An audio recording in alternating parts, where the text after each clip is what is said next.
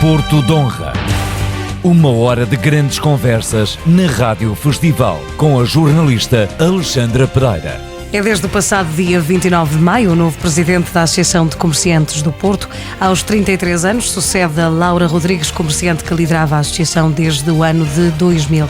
Em Porto de Honra vamos hoje conhecer os projetos e ambições do grupo de trabalho liderado por Nuno Camilo. Boa tarde, sejam bem-vindos.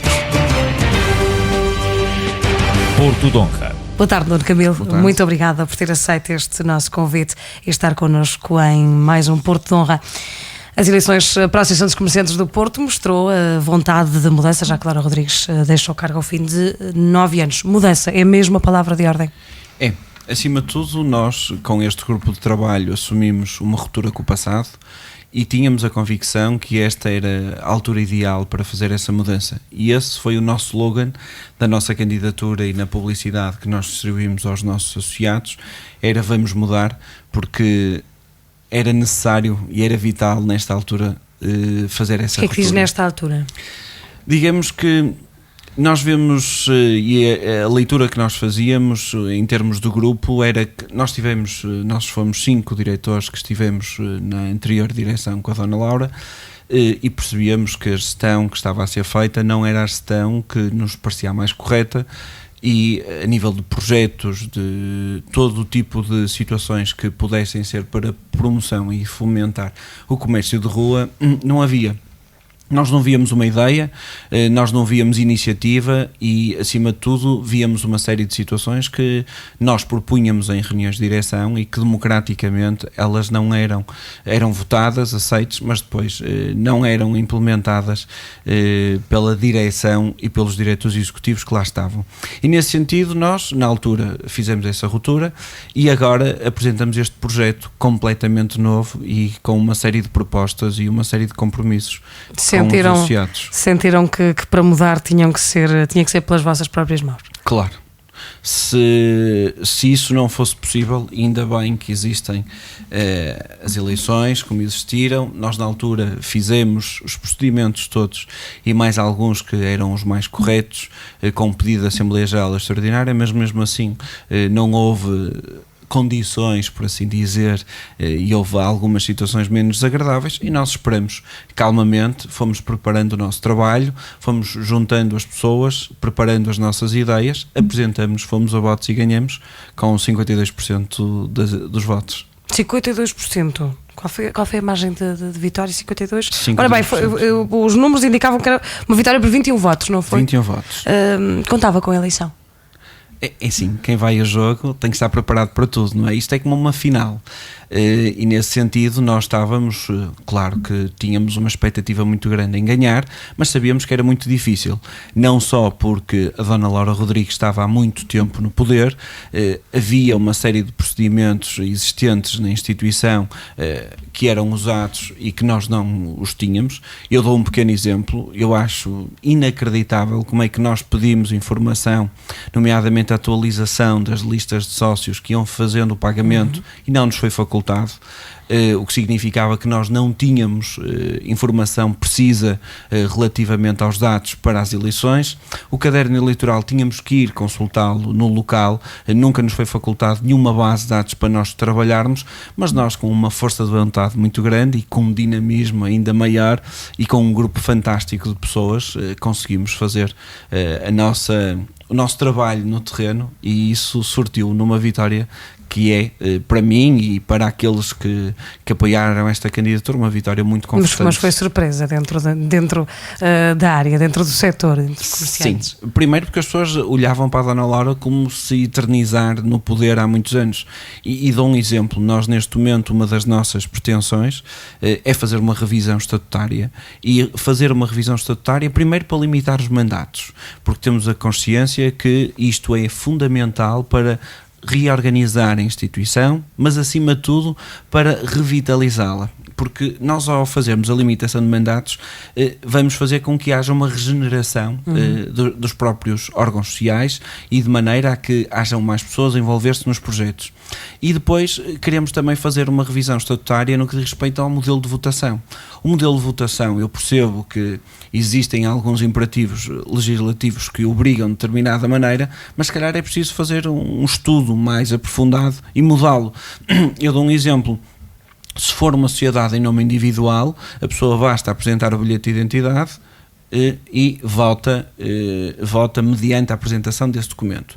Se for uma sociedade, uma limitada, uma SA, tem um procedimento muito mais complexo. A pessoa tem que levar o número da certidão permanente, ou o registro da conservatória, depois tem que saber quem são os sócios gerentes, se tiver mais do que um sócio gerente tem que passar uma credencial para votar, o outro autorizar a votação. Portanto, tudo isto é um processo muito burocrático e que afasta as pessoas da instituição.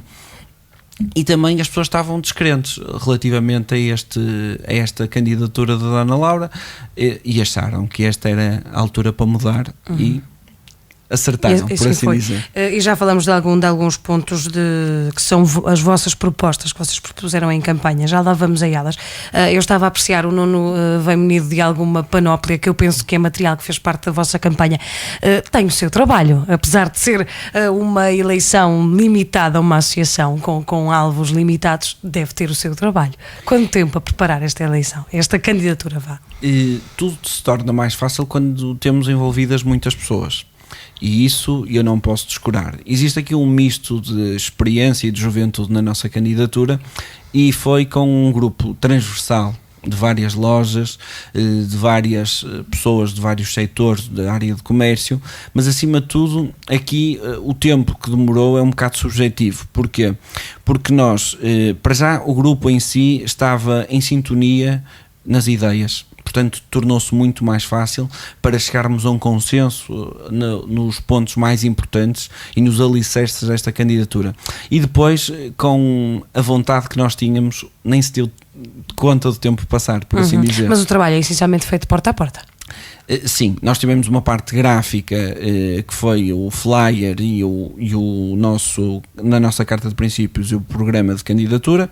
Depois fizemos uma página de internet que uma instituição para as novas tecnologias, como é a associação, e que tem que estar vocacionada para as novas tecnologias, nós achámos por bem que devíamos comunicar e criar uma relação de proximidade e as pessoas saberem o que se passa, porque quando nós temos uma dificuldade grande em ter acesso aos cadernos eleitorais, nós tínhamos que atingir por outra maneira o nosso público-alvo, neste caso os associados, e foi isso que nós fizemos com a página de internet e com os flyers que nós fizemos.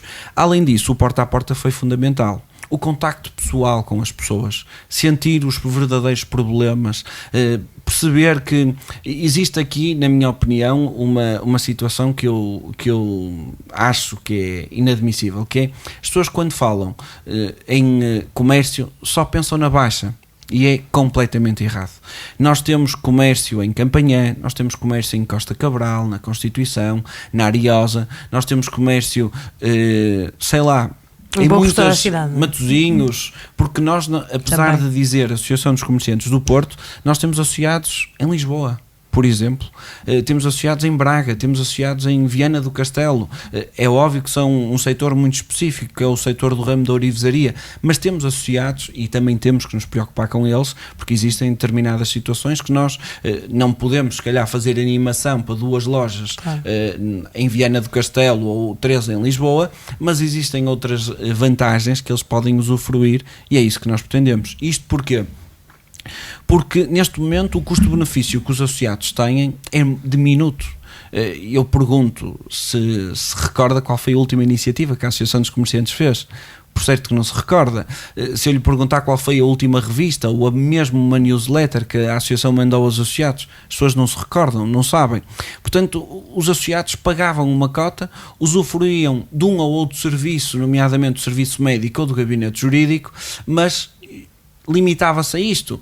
Havia o restaurante na Associação dos Comerciantes, mas a utilização dos mesmos, muitos nem eram associados, iam lá fazer as refeições, mas não eram associados. Portanto, nós temos que, e foi isso que nós, nas nossas propostas, relançar a instituição e, acima de tudo, apresentar uma série de mais-valias e de serviços de apoio, de maneira a que as pessoas realmente sintam que a instituição é útil para eles e o custo-benefício que eles têm é vantajoso para eles. E à frente deste grupo de trabalho está um jovem de 33 anos. Este é um pormenor que se torna uma vantagem ou uma desvantagem? Ainda olham para si com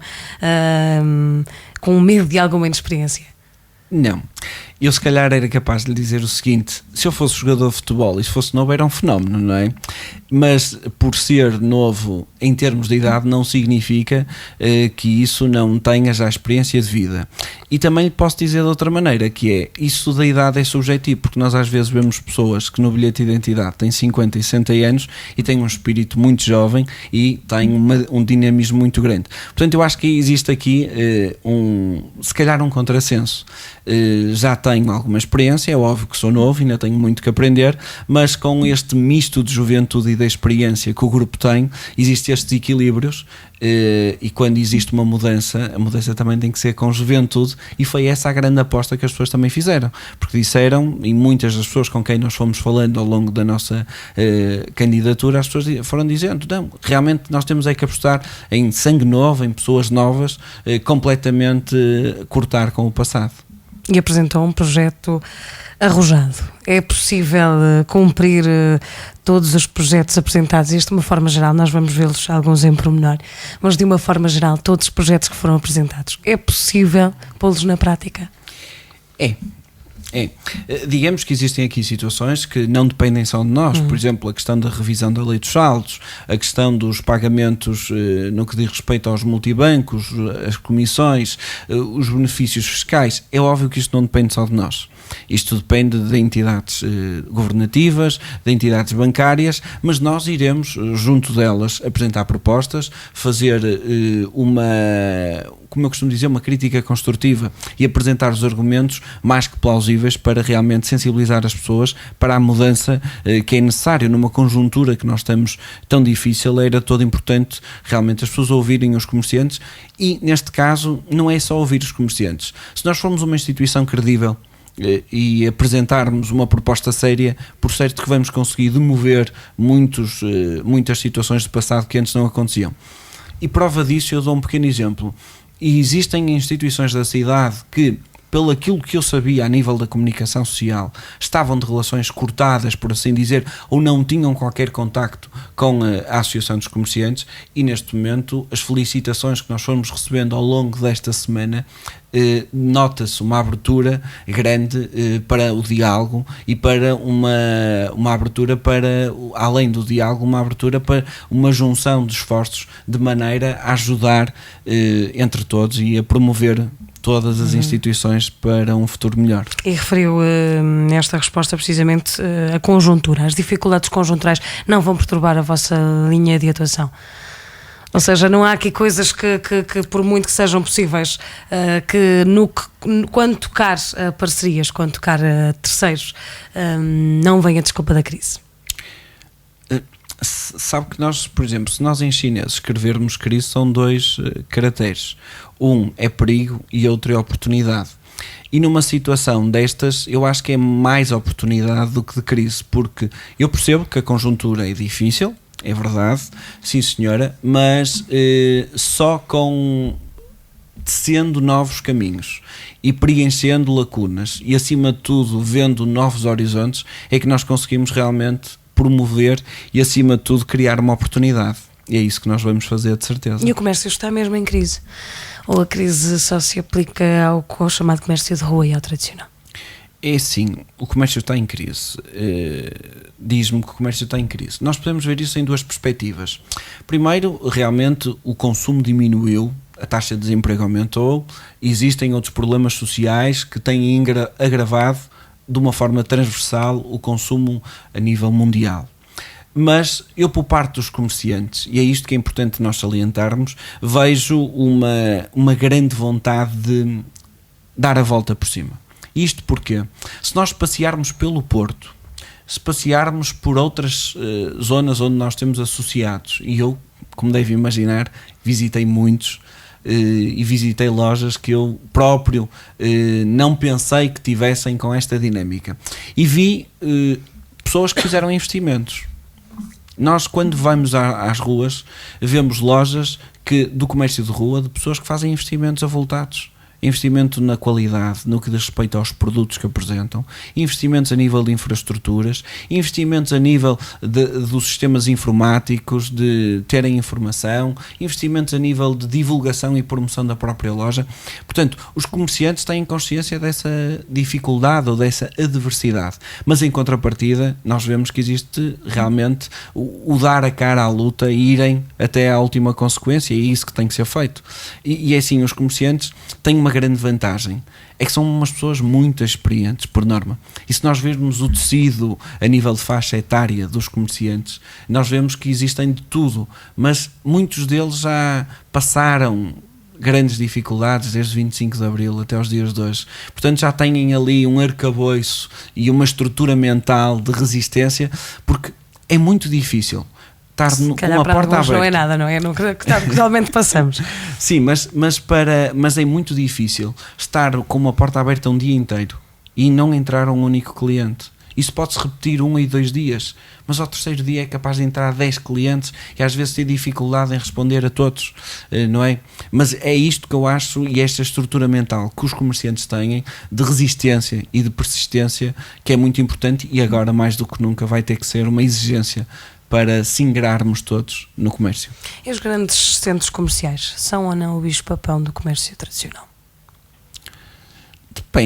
Depende como nós quisermos. Eu ponho de outro ponto de vista. Situação. Qual é a sua posição em relação aos grandes centros comerciais? Alguns deles instalados junto a pontos comerciais já densos.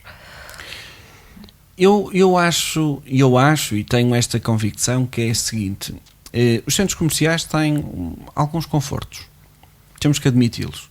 A questão de ser um espaço coberto, a questão de ser um espaço onde tem parque de estacionamento, resumimos a isso.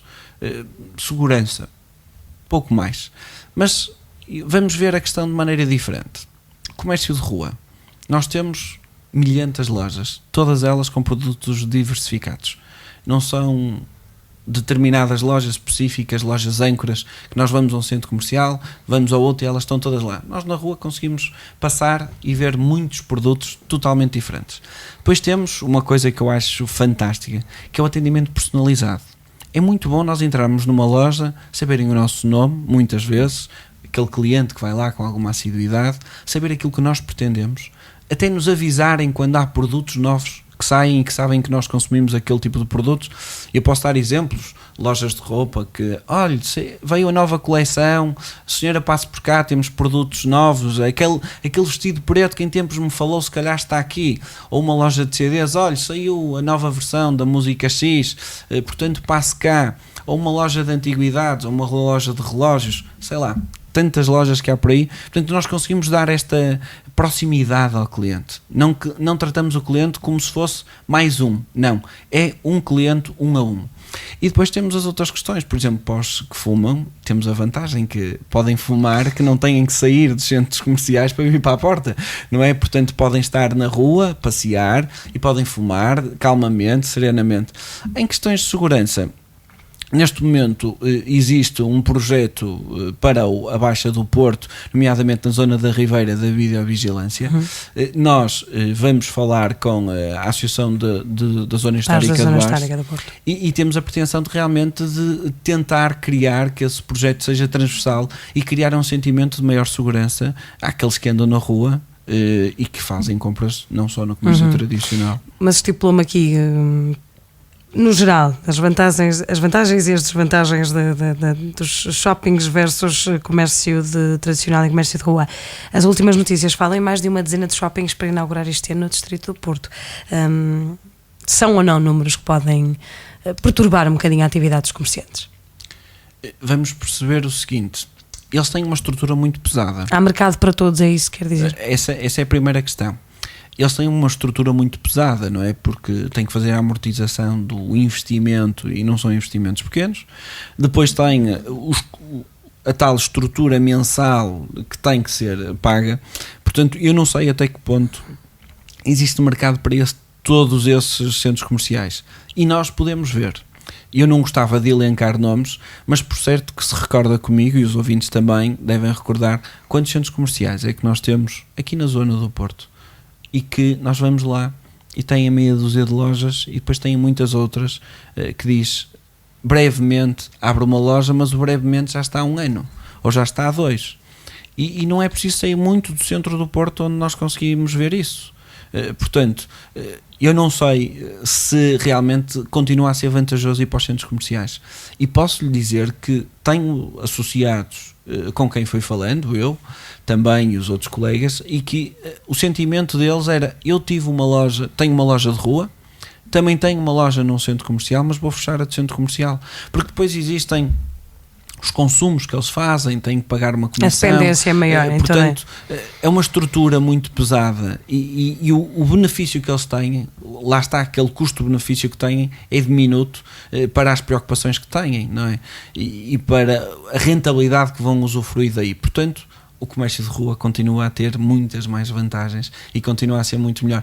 Eu dou um pequeno exemplo. Nós temos uma proposta que mal consigamos, vamos ter o nosso calendário, como deve imaginar, e queremos fazer um comércio de rua anual, que a gente lhe vai chamar, o nome ainda não é bem este, mas vamos depois, com o nosso plano de comunicação, implementar um nome, em que nós queremos é que as pessoas tragam os seus produtos para a rua, não é? E fazer disso um dia diferente. As pessoas vão saber que vai haver um dia diferente no Porto, por exemplo, onde nós vamos ter os comerciantes a pôr os seus produtos na rua. É óbvio que nós não podemos, há determinados setores do mercado que não podem vir para a rua com os produtos, mas existem outros que o podem fazer. E isto vai ser uma maneira diferente.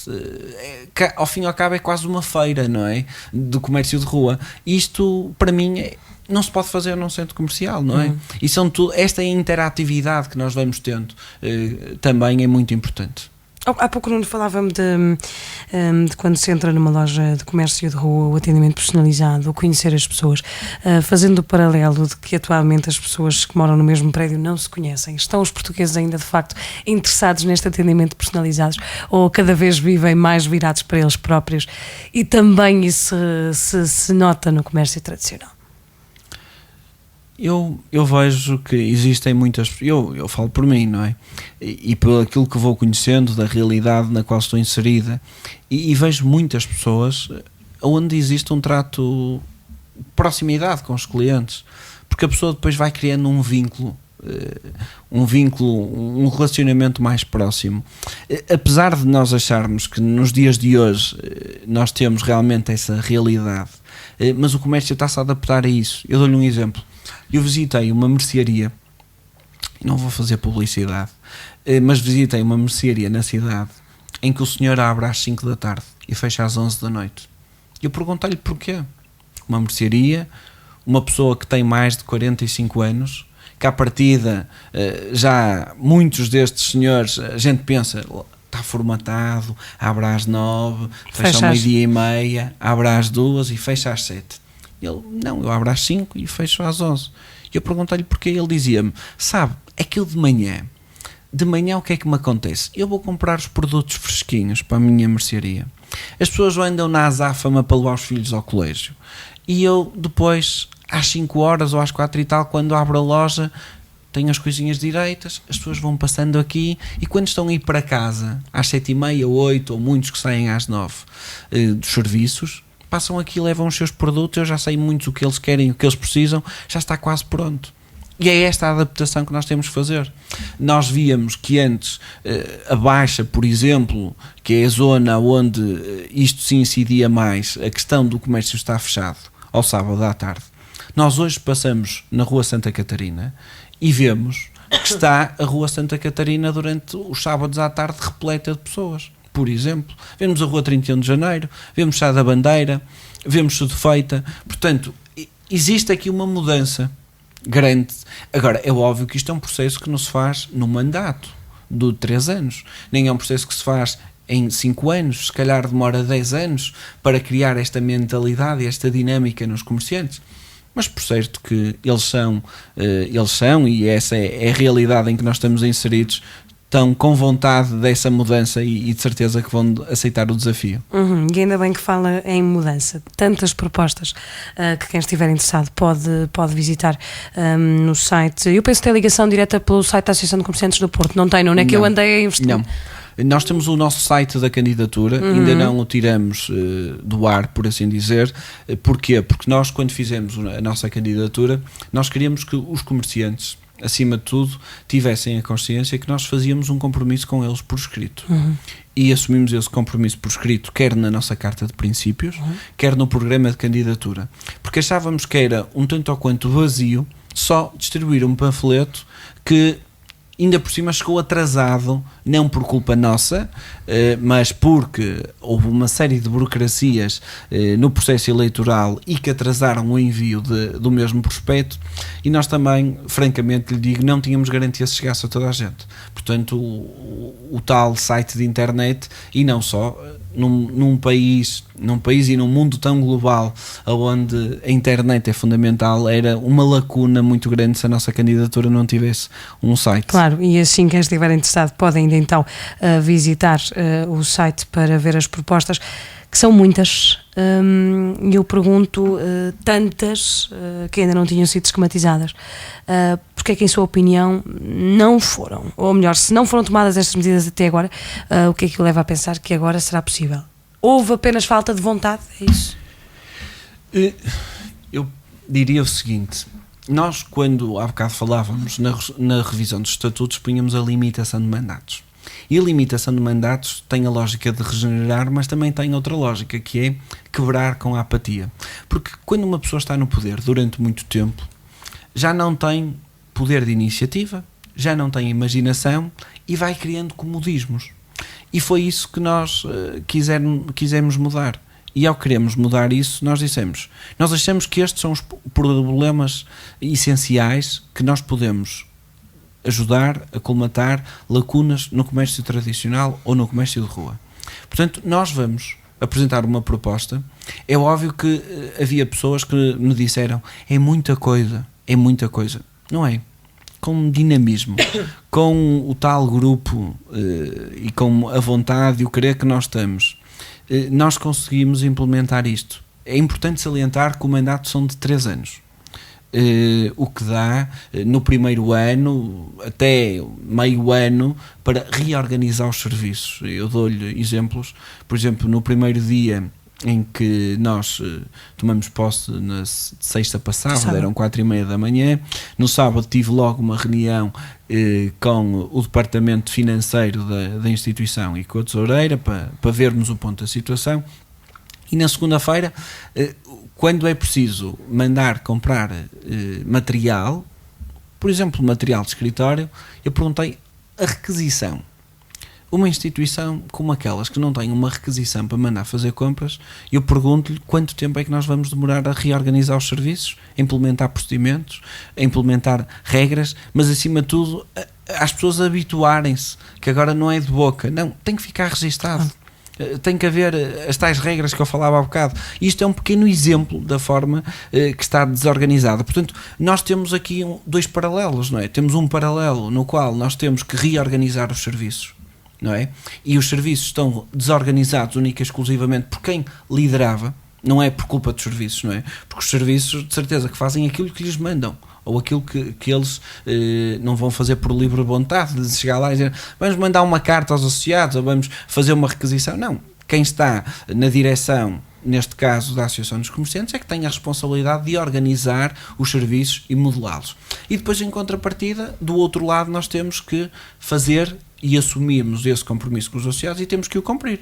Portanto, temos ao mesmo tempo um trabalho em duplicado, que é um trabalho para o exterior, de realização e de o concretizar do processo das nossas propostas, e do outro lado a reorganização dos serviços. Portanto, isto, nesta primeira fase, é um embate que exige muito tempo, exige muita dedicação, mas é superado. Disse-o numa outra entrevista que a antiga direção da Associação de Comerciantes do Porto não liderava nada. Mantém estas palavras? Claro que sim. E é fácil de explicá-lo porquê. Eu não vi propostas nos últimos anos da direção da Associação dos Comerciantes. Eu não vi nenhum compromisso que eles tenham assumido com os associados. Nenhum. Eu pergunto-me a mim próprio que é assim, o associado pagava a sua cota, não sabia o que se passava na instituição, recebia uma carta de longe a longe a dizer que havia eleições, recebia uma carta para dizer que havia uma Assembleia Geral para votação das contas do ano anterior, e muitos deles recebiam telefonemas para irem votar. De resto, o contacto que havia com a instituição tinha que ser o associado a procurá-lo. E não pode ser assim. Nós é que temos que ir ao encontro do associado. Por isso é que eu falo, na página de internet, na newsletter que nós queremos enviar, na relação de proximidade que nós temos que ter com os associados. Eu e a direção, vai à rua. Vamos ter que ir à rua, vamos ter que ir à Rua Santos Pousada, vamos ter que ir à Rua da Alegria, vamos ter que ir ao Freixo, vamos ter que ir a Campanhã, vamos ter que ir a Gaia, vamos ter que ir aonde for preciso, mas nós temos que ir à rua falar com os associados. Não é nos gabinetes que resolvem os problemas, só. É na rua também, no contacto pessoal com eles. Existem, porque o contacto pessoal, nós temos a vantagem de perceber no local os problemas reais, não é? Eu, por exemplo, eu posso dizer que havia um problema relativamente a uma questão de limpeza ali em Santa Catarina. E um associado, na altura, dizia-me, eu telefonei para a associação e eles disseram, nós já ligamos para as entidades competentes, mas eles não fazem nada. O senhor liga a ver se eles fazem. Quer dizer, o comerciante e o associado, neste caso, não pode estar preocupado em resolver aquilo que tem que ser a direção a resolver. O associado tem que estar preocupado em abrir a sua loja, em prestar o melhor serviço de qualidade e ter os melhores produtos para oferecer ao cliente. Não pode estar preocupado em responder às questões que tem que ser uma direção ou os órgãos sociais a resolvê-los, não é? Portanto, isto é um sinal de uma apatia muito grande e de um comodismo ainda maior. São essas as falhas que aponta a antiga liderança. A nível de exterior, sim. A nível interno, a gestão, para mim, e não sei se recorda, em 2006, se não estou em erro, ou se calhar 2007, quando fiz parte da direção, eu e os restantes membros, fomos 5 que nos demitimos em 7. Eu acho que isto é um sinal evidente, não é de um mal-estar individual, não é? Quer dizer, num conjunto de 7 pessoas demitem 5, alguma coisa está mal, para não dizer que está muito grave. E temos pena de que, na altura, realmente as coisas não tivessem levado outro rumo, e devo-lhe dizer que para mim foi violento, acredito que sim, porque foi a primeira vez que eu me vi obrigado a demitir de alguma coisa por onde fui eleito, e já fui eleito para outros órgãos, alguns até em nível nacional, e nunca tive a obrigação, nem nunca tive um imperativo de ter que me demitir. E isso, na altura, eu demorei algum tempo ainda a digerir a ideia de dizer, eu vou ter que assumir um compromisso com os associados, e agora vou ter que me demitir e vou ter que saltar fora e não vou realmente levar por diante aquilo a que me propus. Mas realmente não havia outra solução para esse problema, infelizmente. Um dos pormenores que nos últimos tempos tem suscitado, e eu encontrei a preparar esta entrevista algumas notícias que davam conta disso, tinha a ver com as contas da associação, dívidas. Encontrei uma notícia que falava em quase €500 mil de dívida acumulada. Eu acho que estes eram dados relativos a 2008. O Nuno, melhor do que eu, saberá como estão estas contas. A antiga direção atribui a isto a anteriores direções. O certo é que passaram 9 anos com a Laura Rodrigues e a sua direção na associação e ainda não se resolveu.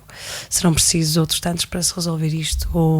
Ou é possível, de uma forma simples, atualizar, pôr as contas em ordem, como se costuma dizer? Numa instituição que neste momento tem um déficit financeiro brutal, e aonde existem problemas gravíssimos, na minha opinião, relativamente a questões financeiras, eu gostaria de lhe dizer que nós vamos resolver tudo, mas não sei é quando, mas nós vamos ter que resolver isso, porque se a associação pediu serviços a empresas, as empresas cumpriram com os serviços, nós temos que pagar às pessoas. Nós somos uma pessoa de bem. Porque aqui não está em causa a Dona Laura Rodrigues, o Nuno Camilo, o Sr. A ou o Sr. B. Aqui está o bom nome da instituição. E o bom nome da instituição obriga-nos a isso. Foram compromissos assumidos pela anterior direção e nós vamos ter que os cumprir. Agora, a dívida. Há muitas coisas que, a seu tempo, de certeza que as pessoas vão ter que saber. Quando, como e onde, ainda não sei. Mas por certo que existem situações que as pessoas vão ter que saber. Nós, na altura que nos demitimos, nós questionamos, por exemplo, a necessidade do gabinete de arquitetura, questionamos uma série de serviços que eram prestados à instituição, e isso são tudo questões que nos ainda continuam a preocupar, não é?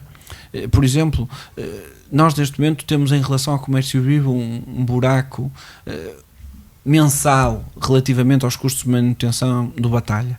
É preciso repensar isto, o modelo financeiro que nós queremos para a Batalha. A nível da Associação dos Comerciantes, nós temos, neste momento, estamos a implementar uma dinâmica financeira de pagamentos, de compromissos que temos assumidos. Eu posso lhe dizer que um dos fax que recebi de felicitações foi de um senhor que nos devia dinheiro, que nós devíamos dinheiro a eles.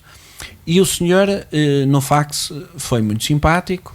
Eu falei com o gabinete jurídico para saber o ponto da situação, pedi-lhes um memorando logo no primeiro dia de todos os processos, e devo-lhe dizer que são bastantes, e nesse memorando eu fiquei a perceber qual era o ponto da situação relativamente a esse senhor a quem nós devíamos uma avultada quantia em dinheiro. Estamos a falar em mais de 100 mil euros. E eu telefonei, recebi o fax, olhei para o fax e telefonei prontamente ao senhor e disse-lhe: olha, estarei disponível para falar consigo pessoalmente. E agora digo assim, imagina o que é chegar e no segundo dia receber um fax a dizer que devem-lhe mais de 100 mil euros. Este é o primeiro, mas já estão lá mais. Não da mesma quantia, mas de valores também consideráveis. Agora, é óbvio que a nível contabilístico é fácil dizer que a culpa é dos outros. É a coisa mais fácil que existe. Eu não vou culpar os outros, de forma alguma. Eu tenho os compromissos, esta direção tem um compromisso e nós vamos resolvê-lo. Agora, pode demorar 3 anos, pode demorar 4, mas nós vamos ter um plano de pagamentos para pagar estas pessoas, mediante a disponibilidade financeira que nós vamos ter neste momento.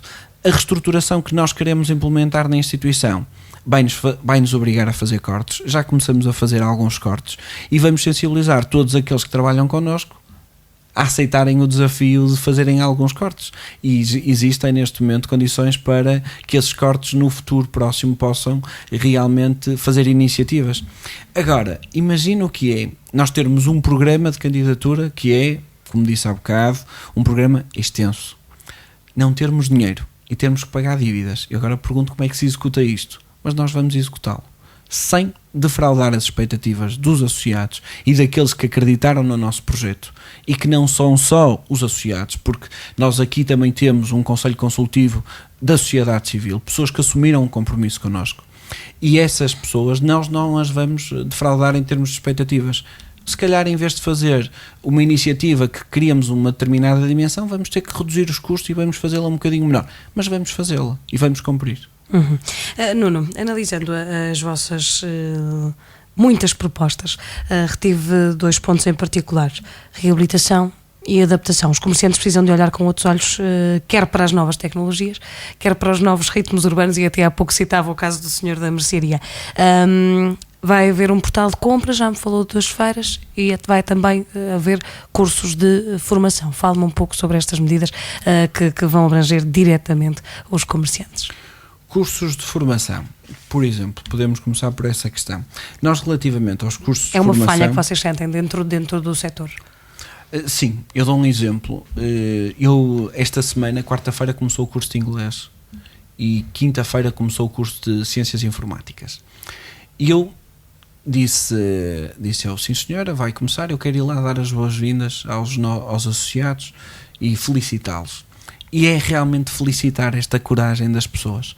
Primeiro porque uma pessoa que está um dia inteiro numa loja e chega ao final do dia, ainda se disponibiliza para ir ter um curso de informática ou de inglês. E onde a faixa etária destas pessoas, dos que eu vi lá, eram todas superiores a 45, 50 anos. Portanto, nota-se aqui uma vontade e um querer muito grande. E nós temos que aproveitar, porque é com formação que nós temos que aproveitar essa oportunidade de maneira a abrir e a abrir novas situações.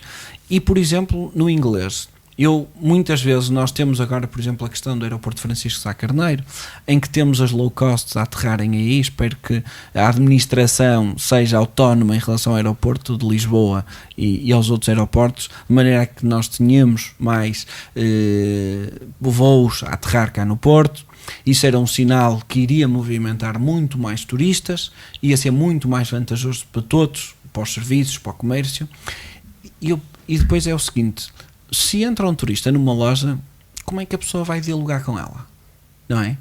Se a pessoa não tiver formação académica, se não tiver pelo menos umas luzes de inglês, o básico, tem uma dificuldade de comunicação muito grande.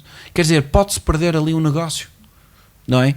E é isso que nós queremos combater. Em relação à informática, nos dias de hoje, nós temos o portal que nós queremos apresentar, que será um portal de internet de lojas online, e esse portal as pessoas depois vão ter que usar as ferramentas das novas tecnologias. É óbvio que nós temos muitos outros cursos de formação que estamos neste momento, e já nos sentamos com essa empresa que faz os cursos. Estamos abertos a outras, como é óbvio, mas, por exemplo, relativamente à gestão de recursos, atendimento, há novas técnicas, as coisas vão evoluindo, fazer aqueles refresh nas pessoas é todo importante.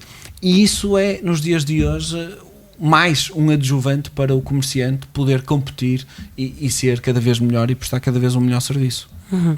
Duas outras propostas que me saltaram, que se destacaram um bocadinho mais quando eu analisei: criação de benefícios fiscais para o comércio e para as pequenas e médias empresas, e propor a revisão da lei dos saldos que já me falou. Primeiro, de que forma pretende conseguir os benefícios fiscais? É um bocadinho entrar na onda dos planos governamentais anticrise? Sim. Existem muitas situações. Nós neste momento estamos já a preparar este dossiê. Eu presumo que pretenda que eu elencasse aqui algumas situações, mas por certo que percebo que não o vou poder fazer.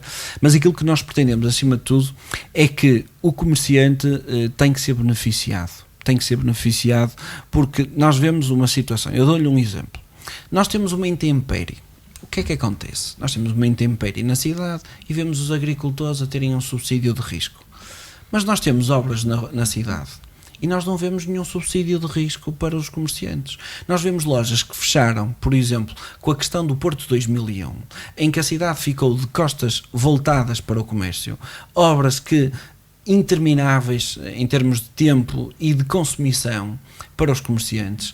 E eu pergunto como é que estes comerciantes foram ressarcidos? Isto numa forma assim muito direta e objetiva. E depois temos a outra questão, a questão fiscal. Digamos, neste momento a carga tributária para os comerciantes é exagerada. Temos que pensar na questão do IVA, temos que pensar no pagamento especial por conta, temos que pensar no pagamento da taxa social única. Quer dizer, tudo isto tem que ser repensado e nós temos que fazer propostas e estamos a prepará-las.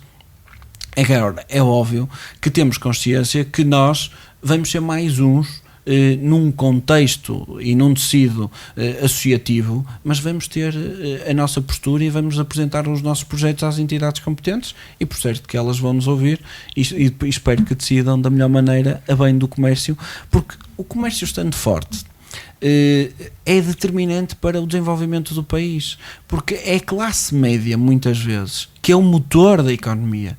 E onde é que está a classe média? A classe média está no comércio tradicional e no comércio de rua também, nas pequenas e médias empresas de serviços que são associadas, por exemplo, à Associação dos Comerciantes. Sobre a lei dos saldos, o que é que quer mudar nesta lei? Essa é uma pergunta que é facílima de responder, por um lado, porque nós neste momento já temos a proposta em carteira, mas por outro lado torna-se difícil porque nós queríamos que tivesse um fator surpresa. Mas é assim, primeiro temos que uniformizar uma questão que não está uniformizada. Porquê? Porque nós temos os saldos, depois temos as promoções, depois temos os outlets, portanto temos aqui uma panóplia de situações e quer dizer, nós andamos o ano todo em saldos, não é? E é preciso, ao fim e ao cabo, não prejudicar o comércio tradicional, uniformizar o comércio de rua tudo. Com isso.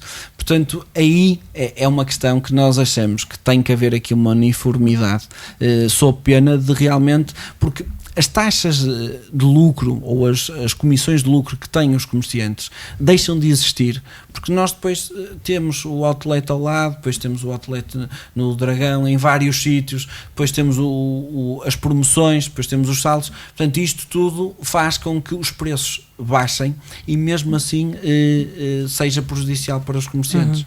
E temos que acabar com isso também. Está também criado com este grupo de trabalho um conselho consultivo. Que papel vão ter estes conselheiros? Primeiro, o Conselho Consultivo, eu já tive a oportunidade de ir falando com eles, e primeiro foi uma enorme honra nós termos pessoas tão carismáticas como estas que nós apresentamos neste Conselho Consultivo. E esta lógica do Conselho Consultivo, nós quando apresentamos, a ideia é, e será, e vai ser, que é nós termos aqui um grupo de pessoas. Eu não sei, nós temos aqui o coordenador do grupo, que é o professor Dr. Pereira Pinto, temos o arquiteto Gomes Fernandes, temos o Carlos Bessa, que é o coordenador dos Bombeiros Voluntários do Porto, depois temos 2 médicos, o Dr. Fernandes Costa e o Dr. João Paulo Costa, depois temos 2 músicos, o Rui Reininho e o Pedro Brunhosa, isto na parte da sociedade civil. E depois temos toda a outra parte, que depois já lá chegava, e o que eu gostaria de dizer, acima de tudo, é que com este Conselho Consultivo nós pretendemos ter aqui um conjunto de pessoas de áreas diferentes que fazem consumo no comércio tradicional e que podem ser uma mais-valia de verem a realidade de uma maneira diferente. E não só com o seu saber, com a sua experiência, que nos possam dar o contributo deles. E nós temos que abrir a instituição à sociedade civil. Nós não podemos estar fechados, enclausurados ali dentro, como se aquilo fosse uma casa de legos e isto aqui é nosso. E dá-nos da razão, não é? Longe disso. Nós estamos cá abertos, temos uma mentalidade e um espírito aberto, e este Conselho Consultivo vai-nos ajudar, vai ser uma mais-valia, vai ser um contributo importante. Depois, relativamente ao Conselho Consultivo, à parte não da sociedade civil, mas dos comerciantes, nós temos o Sr. Agostinho Guedes, que é de uma ótica, temos depois o Sr. Anteiro Braga, que é da Livraria Lelo, uma casa de referência na cidade também, o Sr. Jorge Alípio Dias, que é de uma sementeira ali embaixo na Rua Mouzinho da Silveira, depois temos o Sr. Jorge Borges de Freitas, que foi presidente da Associação dos Comerciantes, é muito importante salientar isto, e além de ter sido presidente da Associação dos Comerciantes, foi também presidente da comissão, da divisão de Urivesaria e Relojaria, que pouco antes de saber da nossa candidatura, demitiu-se da divisão porque realmente não tinha feedback por parte da atual direção, pedia informações que não lhes davam, pediu listagens para contactar os associados e para começar a fazer iniciativas, boicotaram-lhe a iniciativa, portanto, e o Sr. Jorge Borges de Freitas também percebeu que esta não era o melhor caminho, mas quando falei com ele pessoalmente, apresentei-lhe o projeto, apresentei-lhe as ideias, apresentei-lhe o grupo de pessoas que integrava, e ele foi uma das primeiras pessoas a dizer: não tenho condições para dizer que não, o desafio é bastante aliciante, e aceitou desde logo. E depois temos mais 3 pessoas, o Sr. José Craveiro, que é da Moisés e Cardoso, que também fica na Rua Mouzinho da Silveira, um senhor com quem tive um diálogo bastante interessante e muito simpático. E depois temos o Sr. Manuel Maia, da Minha Alegre, e o Sr. Paulo Antunes, dos Armazéns Marcos Soares. Portanto, nós vemos aqui, perguntam-me, mas porquê é que escolheram estas casas, não escolheram outros? Estas foram as pessoas que na altura eram as melhores pessoas e as que preenchiam o perfil que nós pretendíamos para o Conselho Consultivo. E também se nota que estão em diferentes pontos da cidade, não claro. sei se isso também foi. Acima de tudo tem que ser transversal, não é? Porque nós não podemos ter aqui tipo um aglomerado na Rua A ou na Rua B. Não, nós temos que ter uma noção transversal de todo o comércio e de várias áreas de negócio. E esta parte do Conselho Consultivo feito por comerciantes, que papel vai ter? Também é um papel crítico? Claro, acima de tudo, porque nós sabemos lidar com a crítica quando ela é construtiva. Acho que qualquer pessoa sabe lidar com a crítica. E depois, eu nestas questões tenho uma posição muito vincada, que é: só tem medo de partilhar o poder quem é incompetente ou quem tem alguma coisa a esconder. E como nós não temos nada a esconder, e como acima de tudo temos uma pretensão de termos maior número de pessoas envolvidas no projeto, nós queremos a partilha da informação com todos. E posso-lhe dar um exemplo. Nós aqui nos órgãos sociais temos o Conselho Fiscal, a Direção e a mesa da Assembleia Geral. Mas o Conselho Fiscal e a mesa da Assembleia Geral, além de terem o papel de fiscalização relativamente ao relatório e contas da Associação dos Comerciantes e a mesa de fazer a gestão das Assembleias Gerais, estas pessoas também vão estar envolvidas em projetos com a Associação. Porquê? Porque só com o envolvimento de todos é que nós realmente conseguimos implementar este programa de candidatura, não é? Porque existem aqui, por exemplo, a questão do Comércio Mais. A questão do Comércio Mais é um projeto que envolve vários parceiros, envolve muitas reuniões, que vai envolver muitas negociações, e só com a lógica do grupo é que nós vamos conseguir implementar isto. Mas esse foi o desafio que nós propusemos às pessoas e que elas assumiram e já agora, aceitaram. para quem nos ouve, para quem não se perca, o Comércio Mais é um cartão com vantagens, não é assim? Se eu bem me recordo. Correto. O Comércio Mais é um cartão com vantagens em que nós queremos que haja uma lógica, cartão de crédito e de débito, que tenha descontos numa série de lojas de comércio tradicional e de rua, e depois que tenha uma série de serviços, TMNs, várias empresas, vários parceiros. Eu disse TMN porque é neste momento o que está em cima da mesa, por exemplo, e já estamos a começar com os outros a falar também. Mas a lógica será essa. E lá está. Nós queremos que a pessoa, ao ter este cartão, não é para ter mais um cartão, é para realmente saber que a pessoa, quando paga a sua cota, diz assim: eu pago a minha cota ao final do mês, mas realmente eu tenho aqui uma série de vantagens, tenho uma série de serviços que esta instituição presta, e tenho aqui um cartão que me dá vantagens e tenho benefícios. Portanto, eu, apesar de pagar a cota, eu recebo indiretamente, se quiser, com uma série de serviços que posso usufruir. É essa a nossa pretensão. Há também as unidades de gestão. Que função é que vão ter estas unidades? Numa lógica de proximidade, se eu bem percebi. Sim, acima de tudo.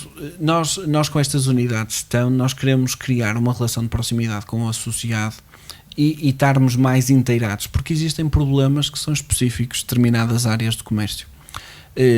O problema do setor da sapataria é diferente dos problemas do setor do vestuário. O problema do setor da orivesaria é diferente do problema do setor de móveis e decoração. E as unidades estão também vão ter essa situação. Mas o que nós temos com as unidades estão, a principal missão é tornar muito mais atrativo o funcionamento delas, de maneira a que nós consigamos envolver o maior número de organizações.